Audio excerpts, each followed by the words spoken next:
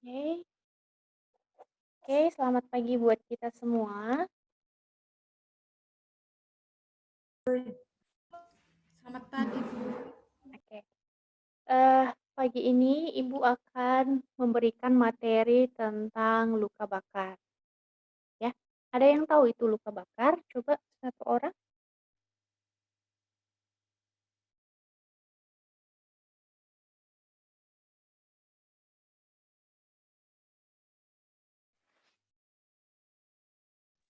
Saya Bu Susta Maria mencoba, Bu.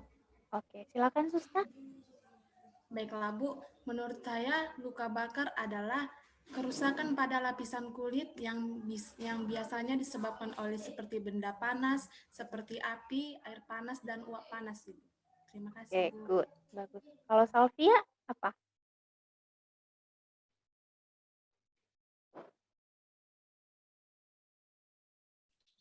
Baiklah Ibu, menurut saya luka bakar adalah luka yang terjadi pada bagian kulit yang disebabkan oleh sesuatu yang panas.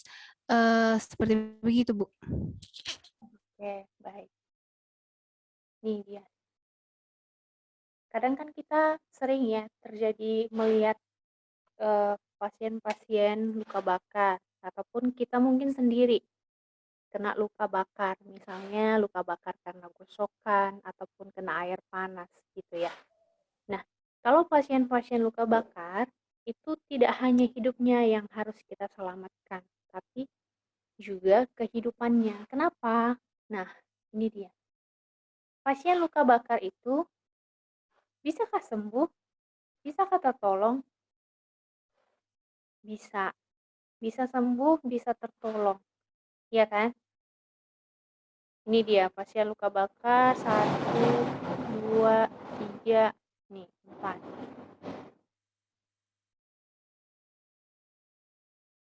Bisa dia sembuh, tapi dia banyak skarnya. Nah, kayak gini dia. Jelek nggak kalau kayak gini luka bakar, bekas luka bakar?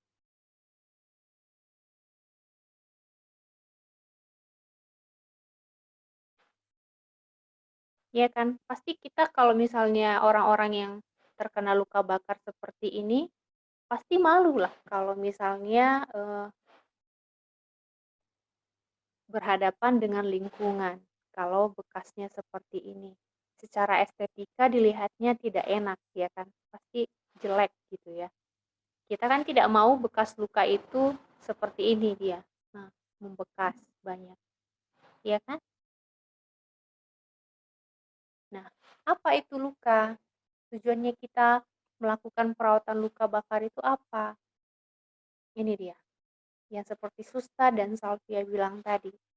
Luka bakar itu adalah kerusakan atau kehilangan jaringan yang disebabkan kontak dengan sumber panas seperti api, air panas, bahan kimia, listrik, dan radiasi. Nah, penyebabnya itu ada 4 kalau dia luka bakar. Yang pertama adalah luka bakar suhu tinggi, misalnya gas. Contoh gas itu apa? Kalau menyebabkan luka bakar, misalnya kebocoran gas LPG misalnya, ya kan? Saat masak tidak diperhatikan gas LPG-nya itu bagus atau tidak, bocor dia. Bisa terjadi luka bakar suhu tinggi. Kalau cairan apa itu Manahan?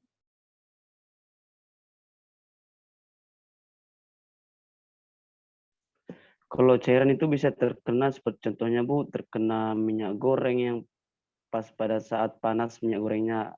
Jika terkena kepada jaringan kulit itu akan menyebabkan melepuhnya jaringan kulit Bu, akan terasa seperti terbakar. Oke, bagus sekali. Kalau Juni apa Jun? Bagaimana, Bu? Luka bakar itu kalau dari dia jenisnya cairan apa Jun? Eh, Kalau luka bakar dari jenis cairan, contohnya itu terkena air yang baru saja dipanasin atau dimasak itu di periuk tiba-tiba kena di tangan kita jadi menghasilkan luka bakar, Bu. Oke, misalnya kalau dia kena air panas, ya kan Jun? Nah, kalau bahan padat atau solid, contohnya apa, Ellen?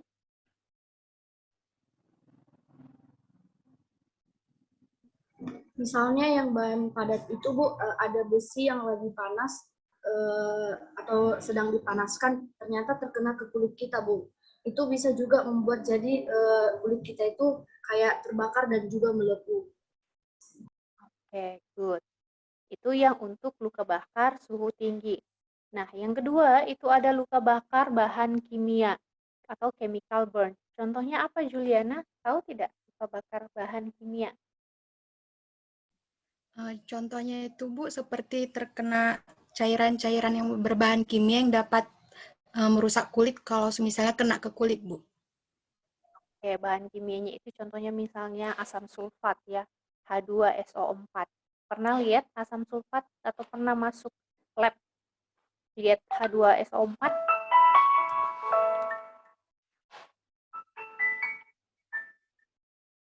Pernah tidak masuk lab lihat lab kimia itu biasanya, ya kan? Iya Bu, lab kimia. Di SMA masuk nggak? Masuk ya? Ada Bu. Masuk, Bu. Oke. Kemudian luka bakar, yang ketiga ada luka bakar sengatan listrik atau petir. Misalnya kalau kita lagi mencok listrik tuh kan, terkena sengatan listrik atau misalnya petir. Kalau petir, kalau hujan-hujan biasanya ya, kena petir ya. Nah, itu dia. Nah, yang keempat itu luka bakar radiasi. Contohnya itu apa? Luka bakar radiasi, ada yang tahu?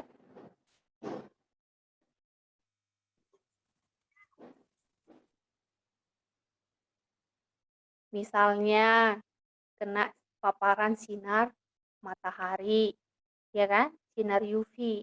Nah, itu dia luka bakar radiasi. Oke, paham sampai di sini ya? Paham Ibu. Bu. Oke. Nah, ini dia klasifikasi luka bakar. Tergantung kedalaman luka bakar. Nah, kita tahu sendiri lapisan kulit ini kan, kulit tangan, kalian ini bukan kulit tangan aja sih, semua kulit punya 3 lapisan. Yang pertama itu lapisan, apa Susta? Lapisan epidermis, Bu. Yes, good. Lapisan epidermis. Kemudian yang kedua ada lapisan dermis. Yang ketiga lapisan apa itu? Ellen? Endodermis Bu. Oke, lapisan endodermis. Nah, kalau dulu klasifikasi luka bakar itu dia terbagi atas 4 derajat. Derajat 1, 2, 3, ataupun 4. Nah, kalau sekarang kita menggolongkannya itu dia dari superficial thickness, partial thickness superficial, partial thickness deep, dan full thickness. Nah, apa itu superficial thickness? Dia terjadi di lapisan epidermis. Contohnya itu bisa eritema, kemerahan. Kalau kita misalnya kulit kita terbakar karena paparan sinar matahari. Pernah kan kamu misalnya berjemur tuh, berjemur terus kulit kamu merah. Atau misalnya kamu bawa sepeda motor pas jam 12 siang. Tangan kamu ini merah, kayak terbakar. Pernah, Bu. Ya. Nah, itu dia namanya superficial thickness. Dia terjadi di lapisan epidermis. Oke. Kemudian yang kedua itu adalah partial thickness atau partial thickness superficial. Dia itu terjadi di lapisan dermis. Kalau ini terjadi, luka bakar di partial thickness superficial ini bisa ada gelembung atau blister. Misalnya kalau kita kena minyak goreng gitu ya, kena minyak goreng, terus beberapa jam kemudian nanti dia akan tumbuh kayak gelembung cairan, benar kan? Nah, Benar Bu, itu dia. benar. Berarti dia termasuk di partial thickness superficial. Nah, kemudian yang ketiga itu partial thickness deep. Dia kedalaman luka bakarnya itu sampai pada lapisan berwarna putih, tidak terlalu sakit seperti superficial derajat 2, tapi agak sedikit sulit dibedakan dari full thickness. Nah, full thickness ini dia terjadi di dermis dan struktur tubuh di bawah dermis, endodermis yang tadi dibilang Ellen, mulai dari fascia, tulang, ataupun otot. Dia ini kategorinya kategori berat. Biasanya terjadi adanya eskar seperti kulit yang meleleh, cairan berwarna, dan yang lainnya. Oke. Kemudian ini dia klasifikasi berdasarkan luas luka bakar. Jadi kalau kita untuk tahu mengenai luas luka bakar, kita menggunakan rumus Rule of Nine atau Rule of Wallace. Jadi dia membagi ada lima bagian tubuh untuk perhitungan luas luka bakar. Kepala dan leher 9%, lengan masing-masing 9%, 18%, badan depan 18%, badan belakang 18%, tungkai masing-masing 36%, genitalia atau perineum ini 1%. Jadi totalnya 100%. Ya. Nah, ini dia yang Ibu katakan tadi. Kepala 9%. Ya. Tangan 9%. Kanan kiri ya 9%. Kaki kanan, kaki kiri 18%. Nih, perineum alat kelamin 1%. Ya. Oke, paham sampai di sini? Dada 18%. Ya. Nah, ini kepala dia 9% depan dan belakang. Jadi kalau dikatakan nanti di soal dia terkena misalnya cairan panas hanya di bagian depan, wajah sampai leher, berarti dia dibagi 2 luasnya. Jadi 4,5. Gitu ya. Paham ya? Oke. Nah, coba ini. Ibu kasih contoh soal sama kalian, coba kalian hitung. Tuan M berusia 50 tahun datang ke IGD Rumah Sakit Elizabeth. Nah, dia mendapat luka bakar kedua kaki dan perineum. Hitunglah luas luka bakar menurut rumus Rule of Nine tadi. Kedua kaki dan perineum. Silakan dihitung.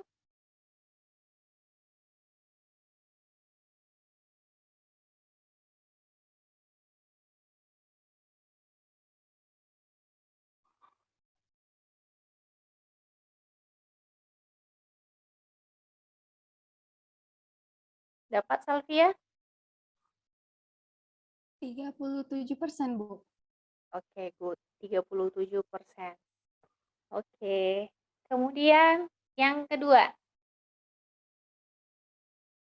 Nah, ini soalnya luas luka bakar mengenai tangan kanan, kiri, wajah dan leher bagian depan saja. Bagian depan saja ya. Dada bagian depan. Berapa hasilnya?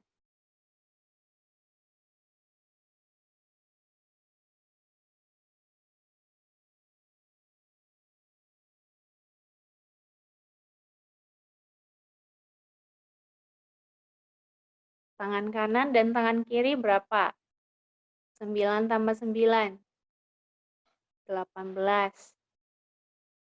Kemudian, wajah dan leher bagian depan berapa? 4,5. Kemudian, dada bagian depan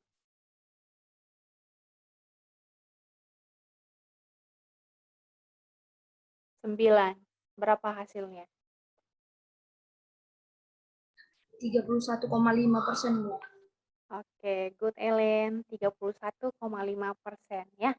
Jadi nanti kalau untuk menghitung luas luka bakar, diperhatikan ya, bagian mana dia yang terkena menggunakan rumus ini, Wallace atau Rule of Nine. Oke?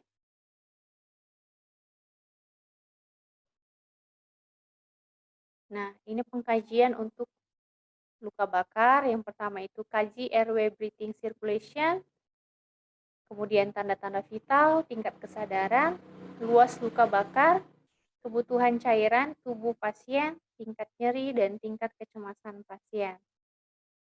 Nah, apa aja diagnosa yang akan muncul untuk kasus pasien-pasien dengan luka bakar? Yang pertama itu ketidakseimbangan cairan dan elektrolit berhubungan dengan peningkatan permeabilitas kapiler dan kehilangan cairan akibat dari evaporasi dari area luka bakar. Kemudian, yang kedua, pastilah kalau pasien-pasien luka bakar akan mengalami nyeri ya, berhubungan dengan hipoksia jaringan. Karena kalau pasien-pasien dengan luka bakar pasti akan kekurangan oksigen, ya kan, menguap dia. Kemudian yang ketiga itu kecemasan berhubungan dengan kerusakan luas pada jaringan kulit. Kemudian yang keempat pasti akan terdapat diagnosa gangguan integritas kulit berhubungan dengan luka bakar terbuka. Ya kan? Pasti akan terjadi luka. Nah, tujuan dari intervensi keperawatan itu apa? Yang pertama, luka menutup atau sembuh lebih cepat. Kemudian yang kedua, nyerinya berkurang atau hilang. Yang ketiga itu mencegah infeksi. Yang keempat itu mencegah kecacatan. Yang kelima itu cairan tubuhnya terpenuhi. Yang keenam itu cemas berkurang ataupun hilang. Kemudian intervensi atau pengelolaan luka bakar. Prioritas pengelolaan penderita luka bakar secara umum perlu diperhatikan seperti pengelolaan penderita trauma pada umumnya, mulai dari jalan nafasnya, kemudian sirkulasinya. Nah, yang paling penting untuk pasien-pasien luka bakar ini adalah terapi cairan. Ya, terapi cairan. Formula yang dipakai untuk pemberian cairan adalah formula Baxter, rumus Baxter dia. Nah, formula Baxter ini terhitung dari saat kejadian. Jadi, 24 jam pertama, pasien kamu itu harus terpenuhi cairannya untuk pasien-pasien luka bakar. Ya, biar dia tidak dehidrasi. Makanya diberikan cairan yang optimal di 24 jam pertama. Ya, yang pertama itu untuk 8 jam pertama, rumusnya adalah setengah dikali 4 cc kali kilogram berat badan kali luas luka bakar. Makanya, di awal tadi Ibu sudah jelaskan kalian harus paham tentang perhitungan luas luka bakar. Ya. Kemudian 16 jam berikutnya itu sama rumusnya. Setengah kali 4 cc kali kilogram berat badan kali luas luka bakar. Nah, bedanya dengan anak-anak, kalau dia untuk anak-anak itu 2 cc dikali kilogram berat badan dikali luas luka bakar. Ya, Ibu kasih contohnya. Silakan dihitung. Nyonya Y berusia 30 tahun datang ke IGD Rumah Sakit Santa Elizabeth dengan luka. Dari hasil observasi tampak turgor buruk. Nah, ini tadi kan luas luka bakarnya kamu sudah tahu, 31,5. Berat badannya 50 kg. Berapa kebutuhan cairan pasien selama 8 jam pertama menggunakan rumus Baxter? Ayo, silakan. Silakan Juliana. Ibu tunggu.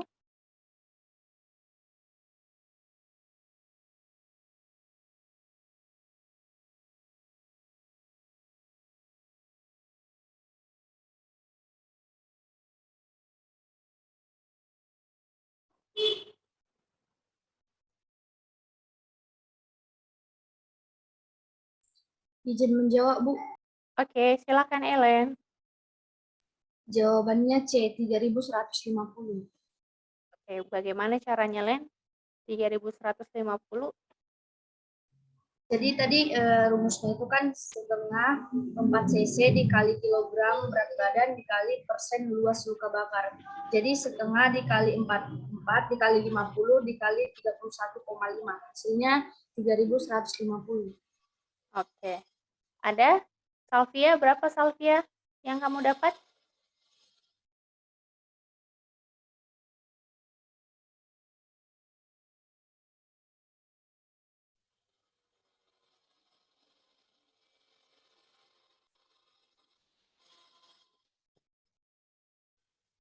Sudah dapat perhitungannya Salvia?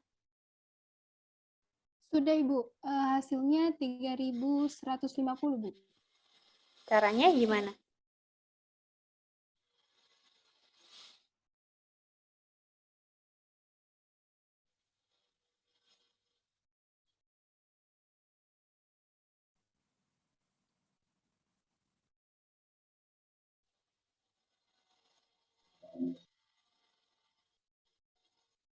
Oke, waktu kita 10 menit lagi ya. Kabari ya, Lid. Baik, Bu. Gak kedengaran suaranya Salvia. Baik Ibu, caranya tadi sesuai dengan rumus. Tadi kan rumusnya untuk 8 jam pertama itu Bu, 1/2 dikali 4 cc dikali kilogram berat badan dikali luas luka, maka 1/2 dikali 4 cc dikali 50 kg dikali luas luka 31,5, maka didapatkan hasilnya Bu 3150. Oke, good. Thank you, Salvia. Baik, Bu. Nah, selanjutnya pengelolaan luka bakar. Perawatan lukanya yang pertama itu, kalau terjadi luka bakar, dinginkan luka dengan air dingin. Yang terbaik itu dengan temperatur 20 derajat Celcius selama 1 menit. Jadi kalau kita dapat luka bakar, langsung siramkan aja air yang misalnya dari keran, bisa. Ya. Jangan dibuat Pepsodent. Ya. Jadi untuk menghentikan penguapannya, kamu cuci lukanya dulu. Oke? Cuci bisa dengan air keran, bisa dengan air aqua juga bisa. Ya. Yang penting yang terbaik itu temperaturnya 20 derajat Celcius selama 15 menit. Nah, kalau dia yang luka bakar tingkat 1 tadi yang di lapisan epidermis tidak memerlukan pengobatan khusus. Bisa dibersihkan, diberi transparan film, ya, ataupun analgesik kalau perlu, anti nyeri. Nah, kalau dia luka bakar tingkat 2 dan tingkat 3, penderita dibersihkan seluruh tubuhnya. Nah, kulit-kulit yang mati dibuang, ya, jaringan nekrotiknya, kemudian bula dibuka karena kebanyakan cairan di dalamnya akan terinfeksi. Kemudian yang keempat itu ada proses pembedahan, eskaratomi, kemudian ini pun kalau perlu, misalnya dia kalau grade eskaratomi itu pasien-pasien luka bakar yang full thickness tadi, yang Ibu bilang yang grade 3 sampai 4, derajat 3 sampai 4. Kemudian itu skin graft. Misalnya luka bakar kamu itu terjadi di daerah wajah, ya kan? Mau dilakukan skin graft misalnya diambil kulitnya dari kulit paha. Itu namanya skin graft. Ya, mengganti luka daerah kulit yang sudah rusak tadi karena luka bakar diganti dengan jaringan kulit kita yang bagus. Biasanya ini diambil di daerah paha. Ya, paham ya? Oke. Ini dia untuk perawatan lukanya, nanti bisa dibaca. Nah, kalau untuk penanganan nyerinya, nanti kita bisa koordinasi atau kolaborasi dengan dokter DPJP-nya atau dokter anestesi. Ya, untuk pemberian analgesik. Bisa dia analgesiknya itu yang diberikan yang derajat ringan, sedang maupun berat. Ya, tergantung. Misalnya diberikan ketorolac ataupun yang lainnya, anti nyeri lainnya. Ya. Nah, tadi kan ada dia kecemasan, ini nanti bisa kamu lakukan sambil berkomunikasi dan diskusi dengan pasiennya. Ya, lakukanlah pengalihan, misalnya distraksi, menonton TV misalnya, bernyanyi misalnya, ataupun yang lainnya juga bisa dilakukan. Oke? Atau misalnya kolaborasi dengan dokter untuk obat anti cemasnya apa. Oke? Ini daftar referensi yang Ibu gunakan. Ya. Ada yang mau ditanyakan? Ibu kasih waktu satu orang untuk bertanya. Waktu kita tinggal 5 menit soalnya. Baik Bu, terima kasih atas kesempatan dan waktu yang diberikan. Saya Manahan mau sedikit bertanya tentang luka bakar, yaitu tepatnya pada skin graft di mana perpindahan jaringan kulit. Nah, pertanyaan saya Bu, apakah jika dilakukannya perpindahan jaringan kulit dari jaringan kulit paha yang dipindahkan ke muka, misalnya seperti yang ada satu kampung saya, mukanya itu terbakar, luka bakar. Nah, memang dipindahkan dari jaringan kulit yang ada di paha. Nah, pertanyaan saya, apakah ada efek samping yang dilakukan pada perpindahan jaringan kulit tersebut, Bu? Kalau ditanya untuk efek samping, mungkin efek sampingnya itu untuk kulit yang diambil itu yang di paha itu pastilah akan terjadi juga jaringan parut, ya kan? Benar, akan terjadi juga jaringan parut. Tapi kan dia daerah tertutup ya. Secara estetika pasiennya tidak akan mengalami malu kalau misalnya dibandingkan skarnya itu terjadi di wajah. Seperti itu, Manahan. Tapi bisa jadi terjadi misalnya kegagalan juga pada saat melakukan skin graft itu. Tidak nempel dia kulit yang kita ambil tadi dari paha ke wajah. Misalnya karena perawatan lukanya yang tidak baik. Nah, perawatan luka yang tidak baik, siapa yang disalahkan? Pastinya perawat, ya kan? Karena perawat yang melakukan perawatan luka. Edukasi pasiennya, pemberian misalnya nutrisinya bagaimana, konsumsi proteinnya bagaimana, untuk pertumbuhan jaringan yang bagus. Seperti itu, Manahan. Oke? Baik, Bu. Terima kasih atas jawabannya, Bu. Oke. Baik, terima kasih, Manahan, buat pertanyaannya. Oke. Ibu rasa penjelasan Ibu pagi ini jelas ya. Jadi nanti kalau kalian lihat kasus-kasus di rumah sakit ataupun misalnya di sekeliling kalian ataupun kalian terjadi luka bakar, jangan lagi diberikan Pepsodent, ya kan? Tapi kamu harus melakukan perawatan luka dengan baik dan benar. Oke? Baik, terima kasih buat waktunya, buat kalian semua. Ya, kalau ada nanti pertanyaan lagi, kita bisa diskusi, ya, diskusi di di grup WA bisa. Oke? Baik, Bu. Baik, Bu. Oke. Baik, kalau begitu Ibu rasa demikian. Selamat pagi. Salam sehat. Selamat pagi, Bu. Terima kasih, Bu. Salam sehat, Selamat pagi, Bu. Bu. Terima kasih, Terima Bu. kasih, Bu. Terima kasih semuanya. Terima kasih, Bu. Bentar ya, Terus Ibu cek kembali, Bu. dulu ya.